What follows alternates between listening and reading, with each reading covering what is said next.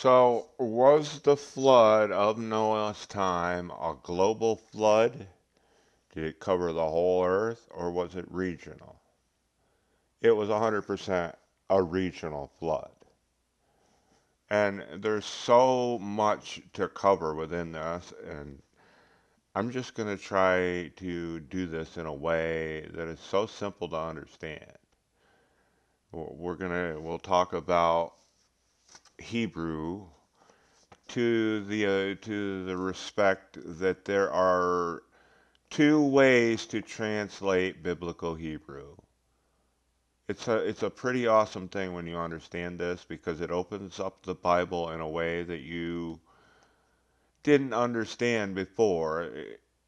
And to simplify it, there is abstract translations, meaning that it's not really easily understood, and there's concrete translations.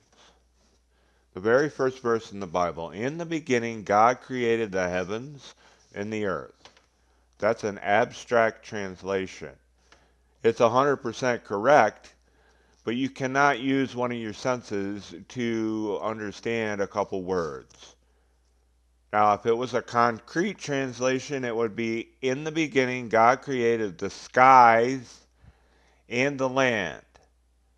Now, do you see the difference there? Can you see the skies with your eyes?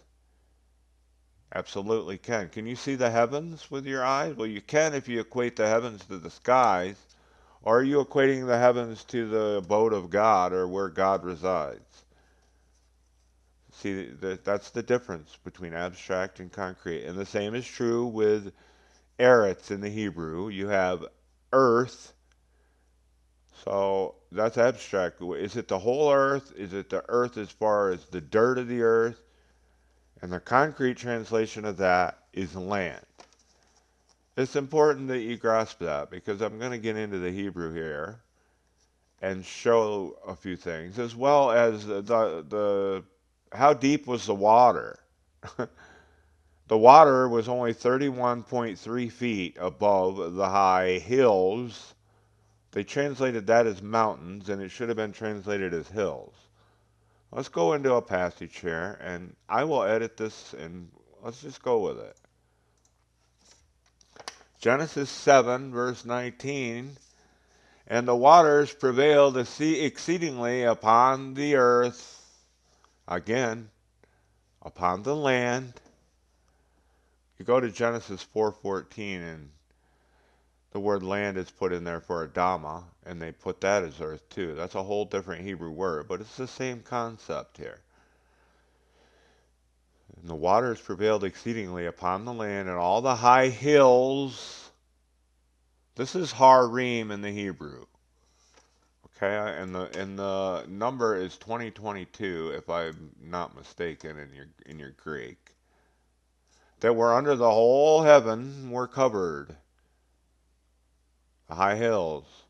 Verse 20, 15 cubits, which there's two different measurements of a cubit. There's a 25-inch cubit and there's a 20 and 5/8 inch cubit. So let's do this in modern understanding, okay? 25 feet 7 inches or 31 feet 3 inches upward did the waters prevail, and the mountains were covered. Mount Everest, that's almost 6 miles high, was covered by that much water? I think not. I think not. Now let's look at this word mountains here. What is this word in the Hebrew? It's the same exact word that was translated as hills in the prior verse. Harim. The root is har, the singular is har, the plural is harim. So we're finding a few things here that the translators translated abstractly. When you go to the concrete translations, the Bible opens up in a different way, and it makes a lot more sense. And when you understand that this flood was brought about to destroy the hybrid offspring of the angels, it's a win-win. And we're going to get into some other things that document that this was regional. Verse 21, and all flesh died that moved upon the land. Look up the word. It can be translated as land, and it is translated as land in many places. Both of fowl and of cattle and of beast and of every creeping thing that creepeth upon the land. Again, it's concrete. Makes more sense when you do so. I'm not saying that it has to be land. Both are correct. One is abstract and one is concrete. And every man. So let's go back and let's just read this to gain better understanding from it. Concretely, get the measurements in a modern understanding, and it'll make more sense. This was a regional flood, 100% in my mind. I don't want to get in a debate about it. If you disagree with that, that's fine. Genesis 7, verse 19, and the waters prevailed exceedingly upon the land, and all the high hills that were under the whole heaven were covered. I know it says the whole heaven, but it means this geographical location. Verse 20, you got to understand too, they didn't have any concept of a whole earth at that time. So, verse 20, 15 cubits or 25.7 inches, 25 feet 7 inches or 31 feet 3 inches upward did the waters prevail, and the hills were covered. Verse 21, and all flesh died that moved upon the land, both of fowl and of cattle and of beast and of every creeping thing that creepeth upon the land, and every man. So, and again, Mount Everest is 5.5 miles high. Do you see how that doesn't make any sense? I'll go back to the thumbnail here that I'm going to use, and we'll talk about something else here. We're going to talk about the Egyptian history, the Babylonian history, and the Chinese history.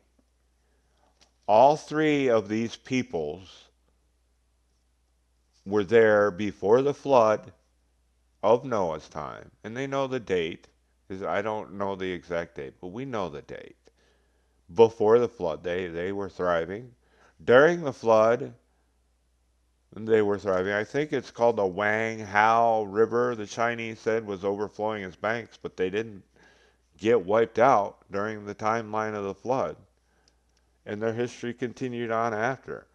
So we have three different groups of people who were thriving before the flood, well before the flood of Noah. They were thriving during the flood, and they continued on after the flood, which is just more evidence that that's the case. That it was regional, not global. It was a regional flood to destroy the hybrid offspring brought about by the fallen angels that impregnated the daughters of Adam, or flesh women, bringing about a giant race of individuals. And this flood was brought about to destroy that race of that which was not natural or not planned by God.